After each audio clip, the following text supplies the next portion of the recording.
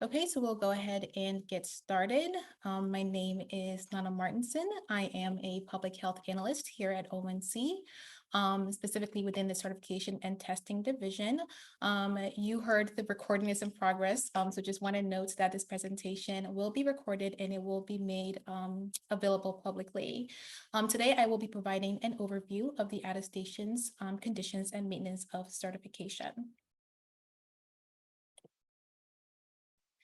Now, before I do jump into the presentation, just want to note that the materials that are contained in this presentation are based on the provisions contained in our federal regulations. And while every effort has been made to ensure its accuracy, the presentation is not considered a legal document. The official program requirements are contained in the relevant laws and regulations.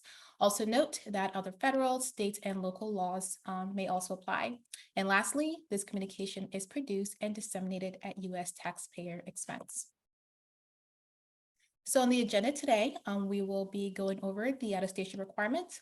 We'll also take a look at the attestation submissions language. We'll also take a look at the submission process, just kind of walk through what that looks like.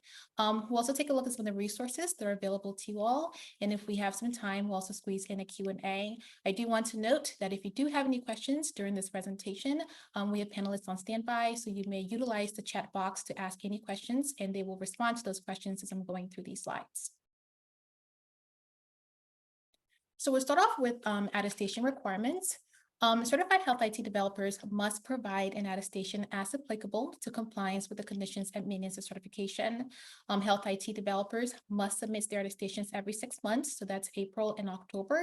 The attestation window has already opened for October, and it will remain open through October 31st, where developers will be attesting for the period of April 1st through September 30th. Today is the 21st, so it has been open for a few weeks now. So if yet to submit your attestations, please make sure to do so.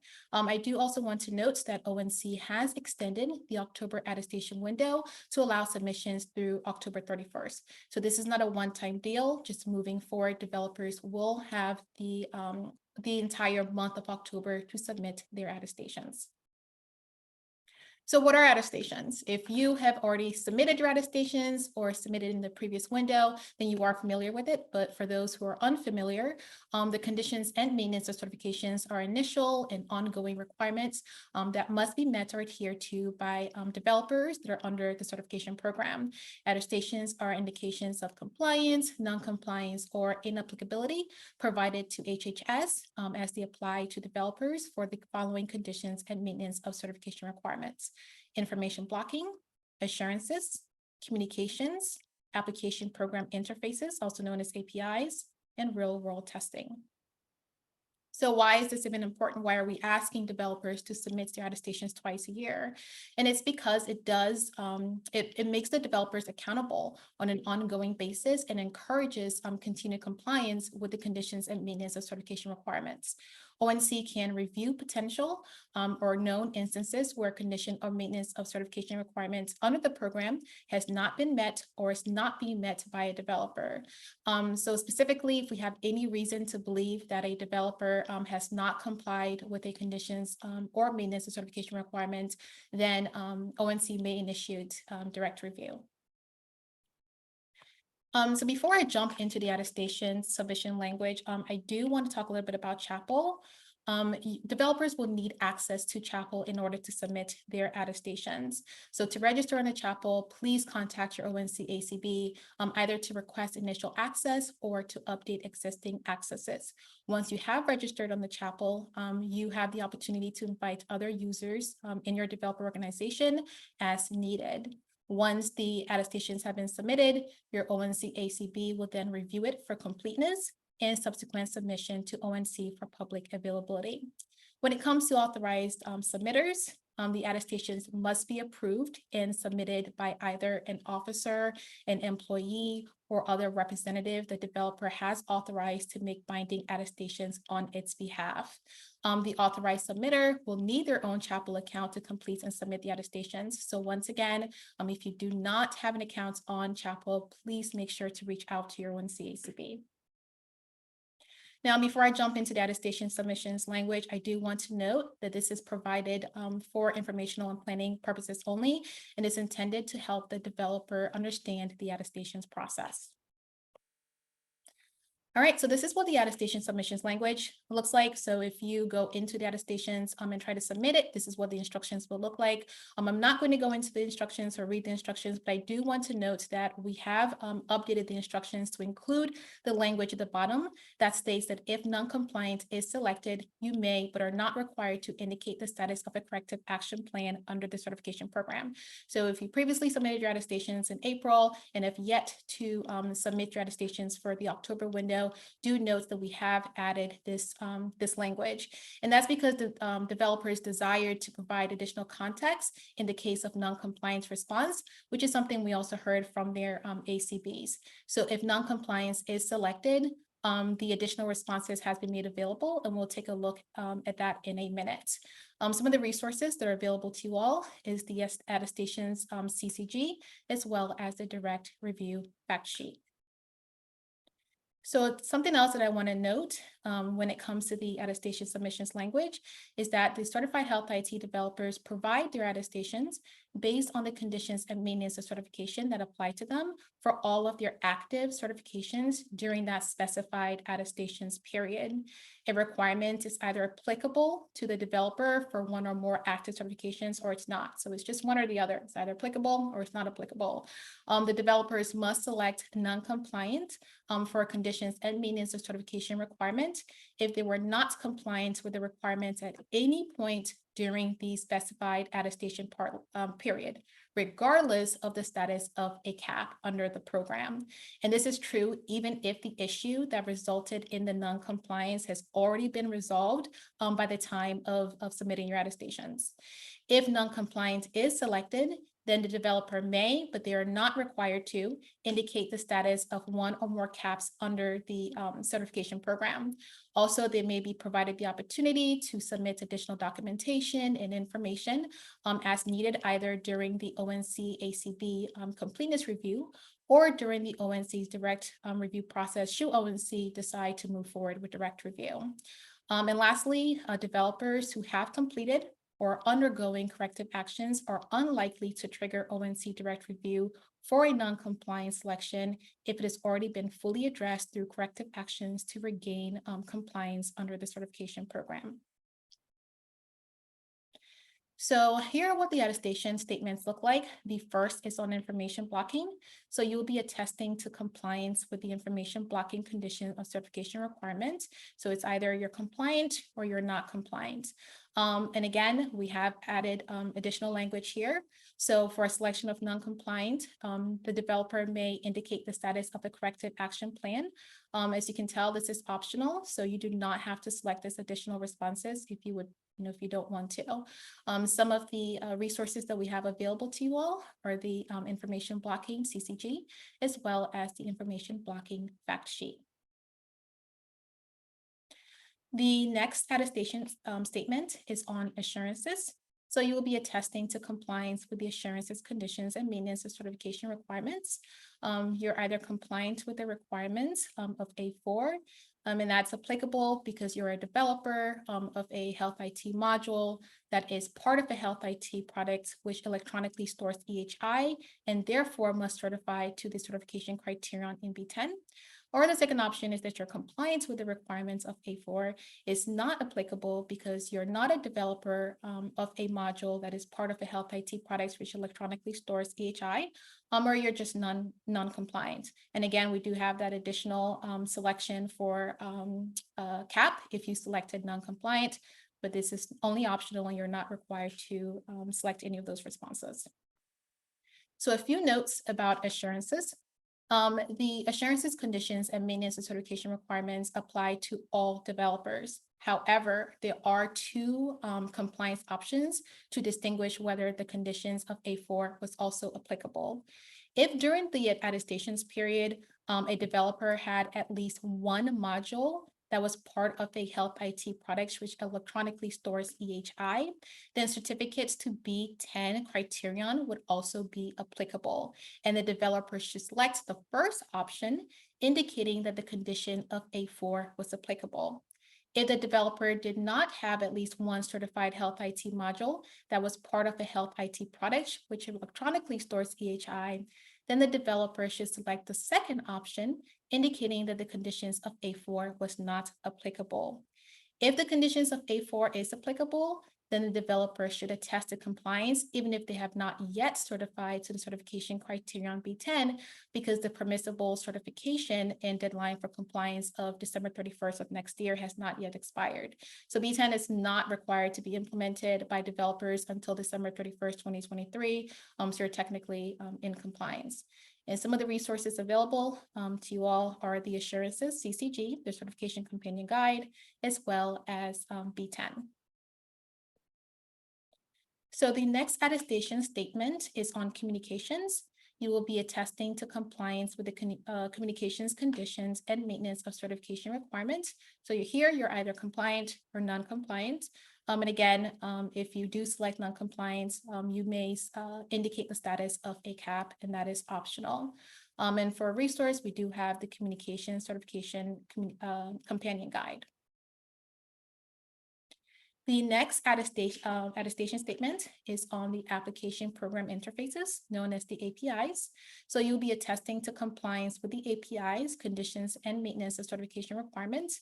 In this case, you're either compliant, you're non-compliant, or this is not applicable to you as a developer. And again, if you select non-compliant, you may indicate the status of your CAP if you choose to do so. Some of the resources that we have available to you all are the API Certification Companion Guide, as well as the API Resource Guide. So a few notes about the application program interfaces. The API's conditions and maintenance of certification requirements apply to developers certified to any of the certification criterion adopted in G7 through G10. The ONC Cures Act final rule requires updates to many of the certification criteria adopted in G7 through G10. Assuming that they are in compliance with the other applicable API conditions and maintenance of certification requirements, a developer with health IT modules certified to any of these certification criteria should attest to compliance, even if they have not yet met the Cures update requirements for these criteria, because the deadline for compliance by end of this year has not yet expired. The next attestation statement will be on real-world testing. So as a developer, you'll be attesting to compliance with the real-world testing condition and maintenance of certification. You're either compliant, you're not compliant, or this attestation statement does not apply to you. And again, if you do select non-compliance, you may indicate the status of a CAP, and that is completely optional. Some of the resources that are available are the real-world testing certification companion guide, as well as the real-world testing fact sheet. A few notes about real-world testing. The real-world testing conditions and maintenance and certification requirements apply to developers that are certified to any of the certification criteria outlined in A. The Cures final rule requires updates to many of the certification criteria adopted in B, C, D, E, and G. Assuming that they are compliant with the other applicable real-world testing conditions and maintenance of certification requirements, a developer with a module certified to any of these certification criteria should attest to compliance, even if they have not yet met the Cures update requirements for these criteria, because as I mentioned, the deadline for compliance by December 31st of this year has not yet expired. This means that developers who have not yet updated all certification criteria to be compliant with the 2015 edition Cures update should attest in compliance in October 2022, because the compliance deadline has not yet expired. So next, I'm going to go into some scenarios and use cases. But I do want to note that these scenarios that you're going to see here are for illustrative purposes only. The information presented is intended to provide developers and stakeholders with examples, and it's not meant to be applied broadly because every individual circumstances are different. All scenarios assume any health IT modules were active at some point during a specified attestation period, unless otherwise noted. And for reference, we do have the Attestations, Conditions, and Maintenance of Certification Resource Guide. So the use cases that you're going to see here is also reflected in that resource guide in case you guys want to take a closer look at it. So the first scenario is on applicability of requirements, and the first use case is on multiple certified health IT modules. So let's say that you are a developer and you have 3 active certified health IT modules, and only health IT module number 1 was certified to any of the API certification criteria adopted in G7 through G9. Health IT modules number 2 and number 3 were not. Is the API conditions and maintenance of certification applicable to you? And the answer is yes. You are required to attest to either compliance or non-compliance because you have at least one active certification that was applicable for the API's conditions and maintenance of certification. The second use case is on compliance deadline. So let's say that you are a certified health IT developer and you have an active module that is part of a health IT product with electronically stores EHI, and therefore you must certify to B10 criterion. You are compliant with all the other applicable assurances requirements, but had not yet certified to the B10 criterion because the compliance deadline is not until December 31st of next year. Is the assurance, conditions, and maintenance of certification applicable to you? And the answer is yes. You should still attest to compliance with the assurances, conditions, and maintenance of certification. But please note that there are 2 compliance options to distinguish whether the conditions of A4 requiring certification to B10 criterion was also applicable because at least one health IT module was part of the health IT product which electronically stores EHI.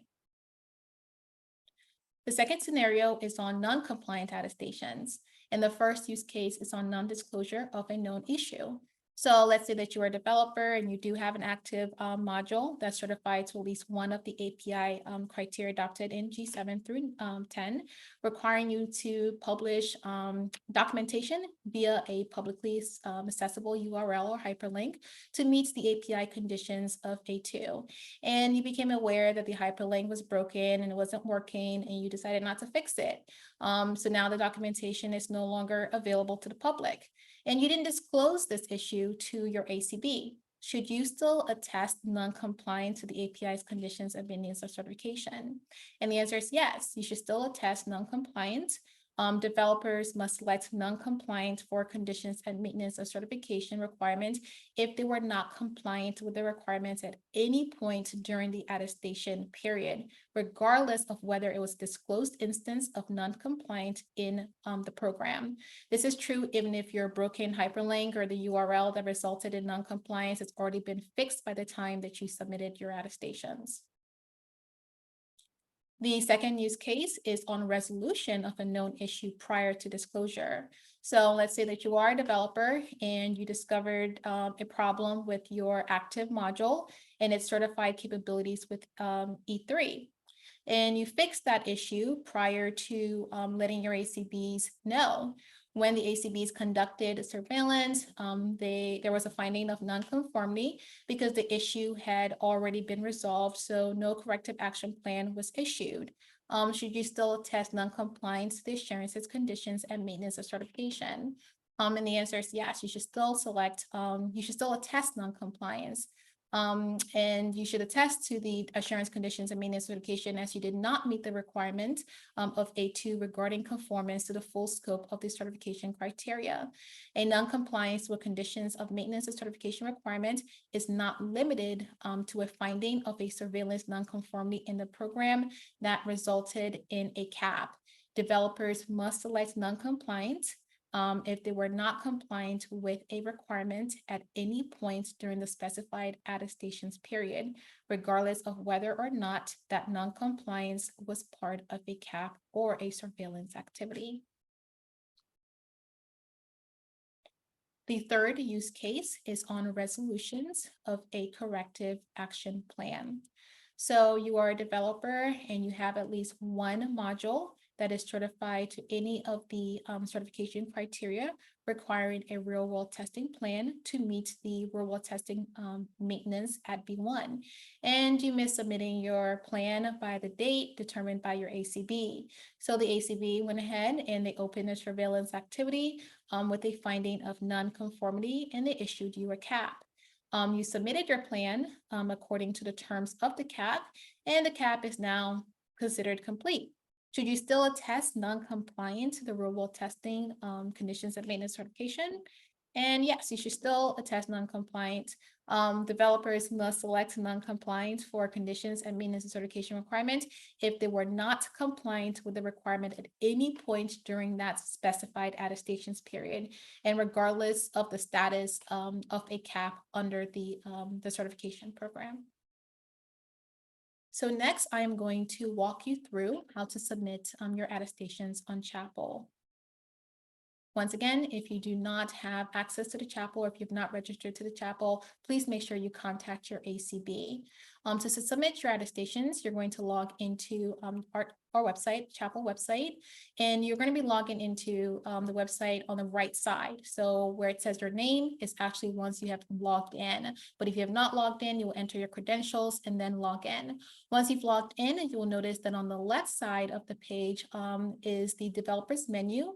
And if you're associated with multiple developer organizations, that will be reflected here. So you want to go ahead and select your developer organization. That will bring you to the developer information page. So here you're going to find a plethora of information about the developer. We have developer contact information, address on the top, and it's where it says number 1, attestations, is where you'll be submitting your attestations. Number 2 is where you manage users. So here is where you can actually invite other users in your developer organization. And to do that, you're going to click on the little people icon and then enter that email address, and that will send them an invite to register on the Chapel. You can also make updates here. So let's say that you wanted to edit your name. You can click on that pencil icon to do so. On the right side is the change request. So this is where you're going to see all of the change requests for your for submitting your attestations. If you have submitted your attestations, that will be reflected here. If your ONC ACB is currently reviewing your attestations, that will be reflected here. If the ONC sent back your attestations for you to make updates, that will be reflected here as well. The other thing that I want to note about the change request is that we have made an update for this upcoming October window to allow developers to edit their attestations. In the previous period, developers had ONC ACBs would reject the attestations and developers would have to resubmit a whole new attestations. So this allows developers to go into their attestations and make simple edits and send it back to the ACBs for review. So to submit your attestations, you're going to go ahead and click on Submit Attestations on the attestations component. I do want to note that if you've previously submitted attestations in April, that will be reflected here as well. So this is looking at someone who has not submitted the attestations at all for this year. So you're going to go ahead and click on Submit Attestations. And once you click on Submit Attestations, it will bring you to the this wizard, which is a 4-step process. The first is introduction, and we've already gone over that and showed you what that looks like. The second page will be the attestations. So this is where you will submit your responses for the 5 attestation statements. The requirements for each statement can be referenced by clicking on the hyperlink to the associated citation. And again, if non-compliant is selected, the developer may, but they're not required to indicate the status of a corrective action plan under the certification program.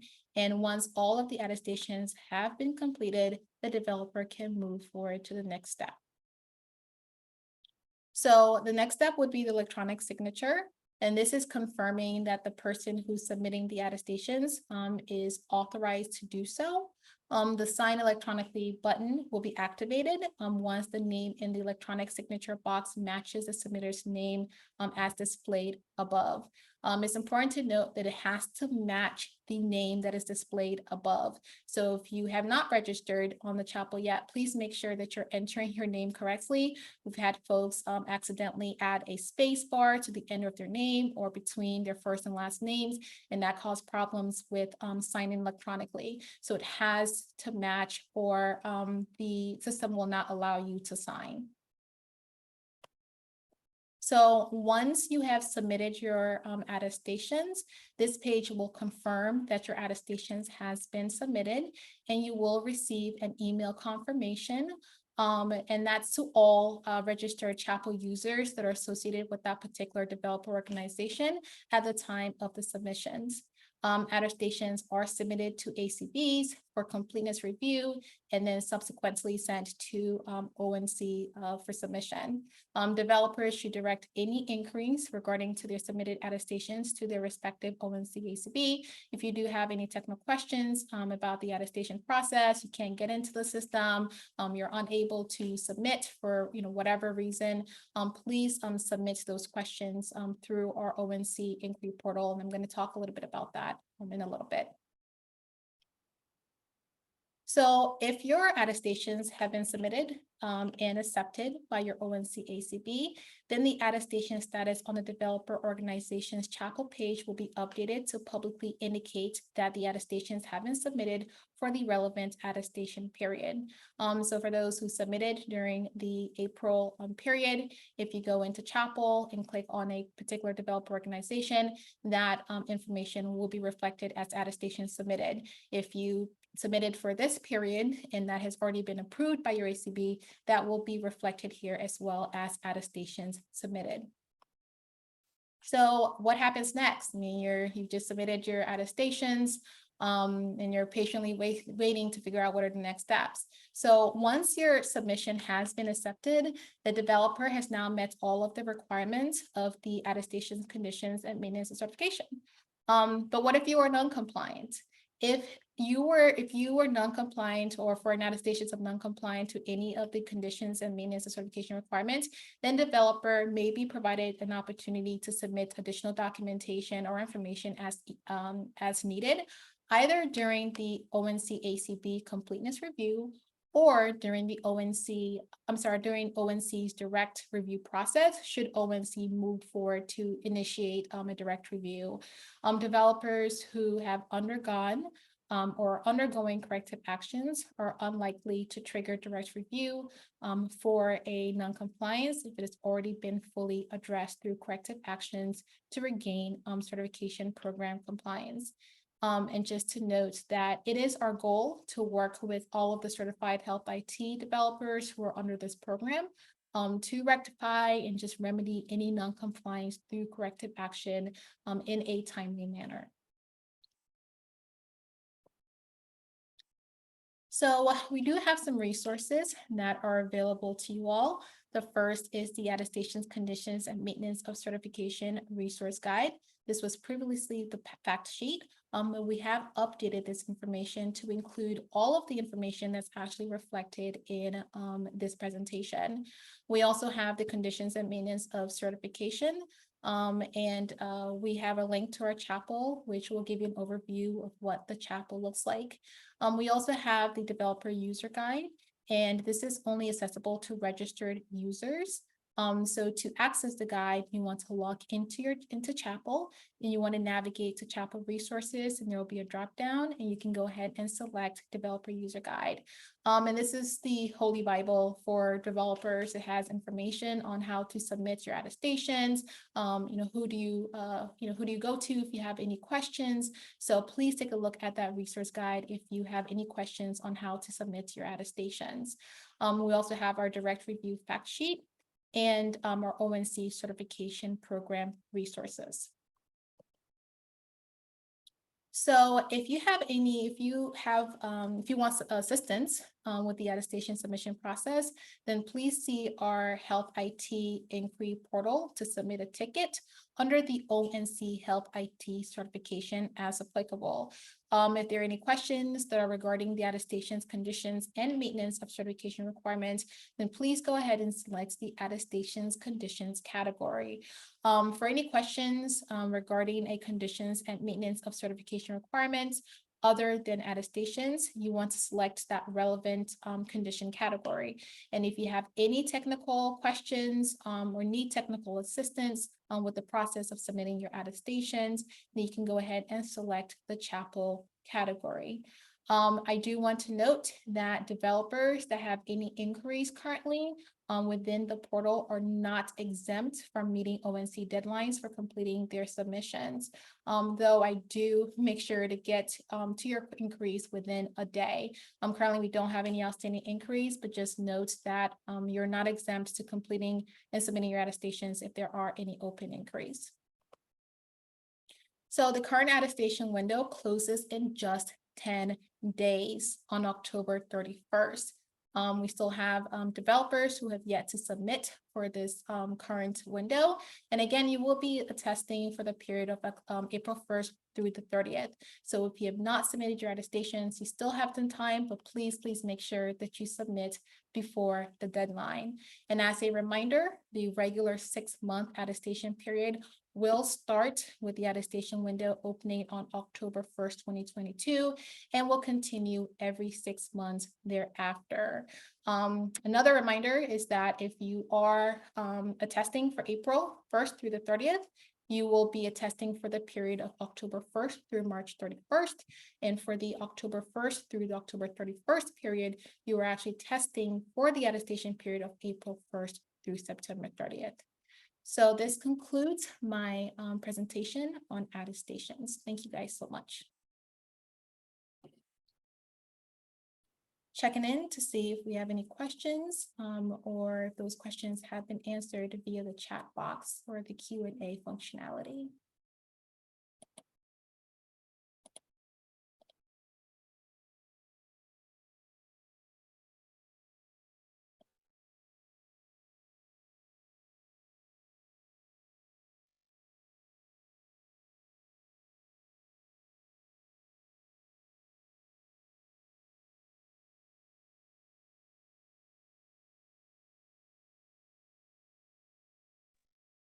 Okay, I'm hearing no questions. So then that concludes the attestations presentation. Thank you all so much for joining us.